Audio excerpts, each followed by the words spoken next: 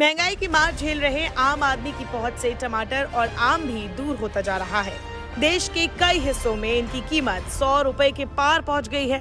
समय से पहले गर्मी और लू जारी रहने से टमाटर और आम की फसल बुरी तरह से प्रभावित हुई है। देश में आम के सबसे बड़े उत्पादक राज्य उत्तर प्रदेश में 80% पैदावार प्रभावित हुई है।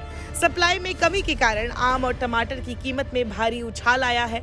ओडिशा की राजधानी भुवनेश्वर में टमाटर 120 रुपए किलो बिक रहा है। कम उत्पादन के कारण इस बार आम का एक्सपोर्ट भी प्रभावित होने की आशंका है। देश में आम का सबसे ज्यादा प्रोडक्शन उत्तर प्रदेश में होता है, लेकिन इस बार उत्पादन 2 दशक में सबसे कम रहने की आशंका है। लू के कारण 80% फसल खराब हो गई है।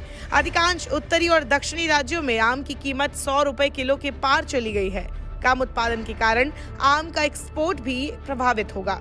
Vegetable growers association of India के प्रेसिडेंट श्रीराम गढ़वे ने कहा कि टमाटर की कीमतों में हाल फिलहाल कमी आने की उम्मीद नहीं है। जुलाई में जाकर इसमें कुछ नरमी आ सकती है, जब नई फसल आएगी। देश में टमाटर की बढ़ती कीमत से सरकार की परेशानी बढ़ सकती है, क्योंकि इसका घर घर में इस्तेमाल होता है। सरकार खाने पीने की चीजों की महंगाई को रोकने के लिए हर संभव उपाय कर रही है। अप्रैल में महंगाई 8.38% पर पहुंच गई, जो इसका 17 महीने का उच्चतम स्तर है। खासकर खाने पीने की चीजें महंगी होने के कारण महंगाई बढ़ी है। एक्सपर्ट्स की माने तो क्लाइमेट कंडीशन में बदलाव के कारण टमाटर की फसल पर कीड़ों का हमला हुआ। इस कारण सप्लाई में काफी गिरावट आई। रिपोर्ट्स की माने तो पहले 1 एकड़ में 10 टन टमाटर की फसल होती थी, जो अब घटकर 3 टन रह गई है।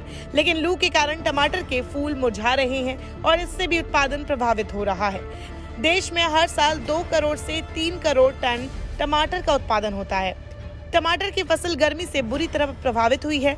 इसी तरह समय से पहले गर्मी शुरू होने और लू जारी रहने से आम की फसल पर भी असर पड़ा है। उत्तर प्रदेश में सालाना 45 लाख टन आम की पैदावार होती है, लेकिन इस बार पैदावार में गिरावट के कारण किसानों को भारी नुकसान हुआ है।